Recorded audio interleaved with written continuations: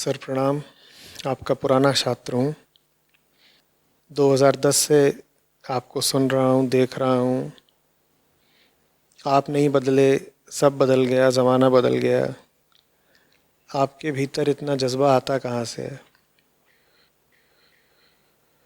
प्रेम है 30 वर्षीय।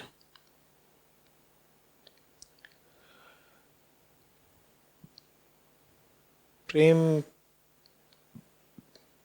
मुझे तो नहीं पता चलता कि मुझ में कोई जज्बा है। तुमने कहा इतना जज्बा, विशेष जज्बा। मुझे तो कोई साधारण जज्बा भी पता वगैरह नहीं चलता है। हाँ, कोई अनूठे ही मौके हों तो बात अलग है। अभी तुमने सवाल भेजा है, तुमसे बात कर रहा हूँ। कोई विशेष मौका ये है नहीं मेरे लिए।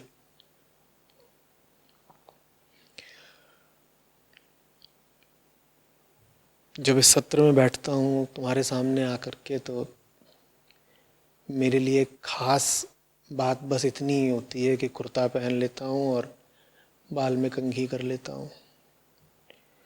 इसके अलावा तो सब कुछ वैसा ही है, सरल सहज इस क्षण में, जैसा कि अभी से 1 घंटे पहले था, या 3 घंटे पहले था, या 5 घंटे पहले था।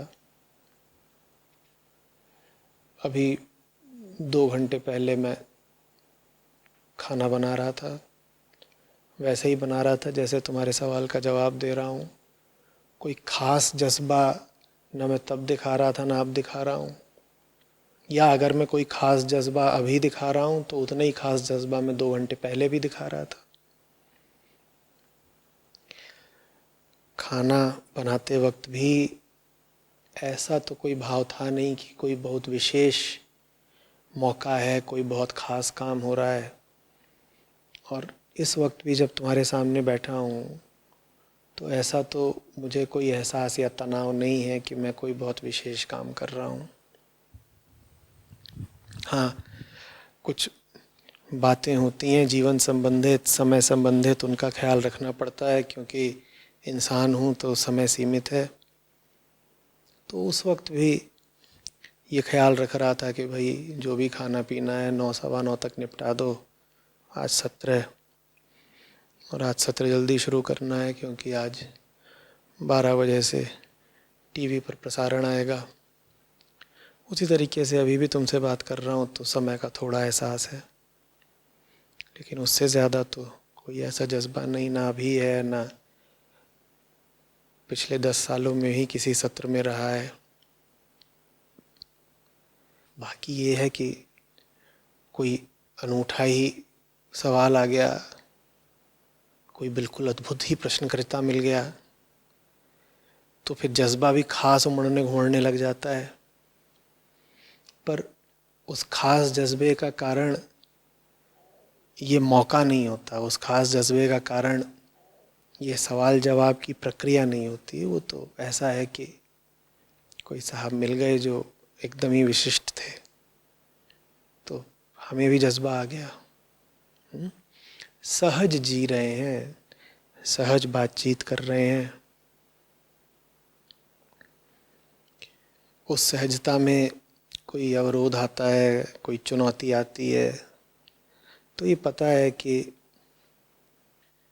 जो धर्म है उसको तो निभाना ही है। और धर्म निभाते समय शिकायत करना तो हमें अधिकार है, ना उससे कोई फ़ायदा है।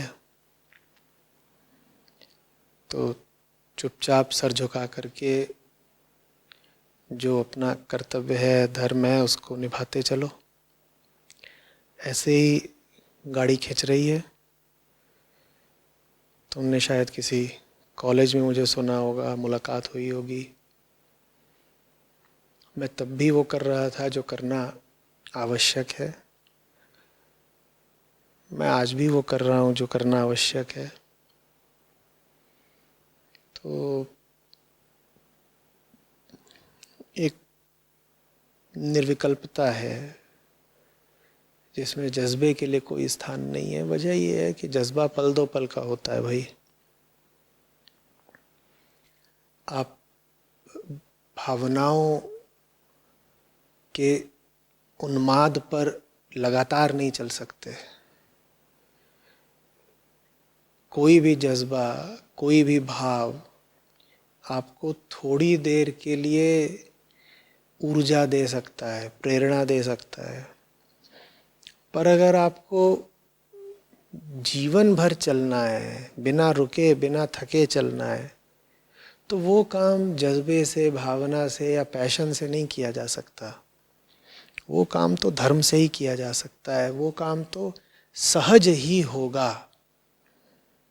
जज्बे में असहजता होती है, जज्बे में ऊर्जा का अतिरेक होता है, जज्बे में उत्साह बहुत ज़्यादा होता है, जज्बे में आप बहुत ज़्यादा अपनी ऊर्जा और अपने ईंधन को जलाते हो।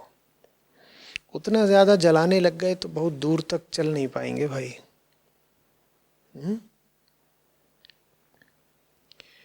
और जज्बा उन्हें चाहिए होता है जिनके भीतर जो काम कर रहे हो वो उसे लेकर विरोध होता है। आप जो कर रहे हो, अगर आप वो नहीं करना चाहते हो तो फिर आपको अपने भीतर जज्बा जगाना पड़ता है, अपने आप को प्रेरणा देनी पड़ती है या मोटिवेट करना पड़ता है। मुझे तो ये छोटी सी बात पता है कि जो कर रहा हूँ वही करना ही है। उसके प्रति किसी भी तरह के विरोध की भावना कब की बीत चुकी, और अगर थोड़ी बहुत शेष भी होगी तो उसको महत्व देते नहीं, क्योंकि जो करना है वो करना है। नियत है अपनी यही। नियति के खिलाफ जाकर, नियति का विरोध करके किसी को क्या मिलना है। जो अटल है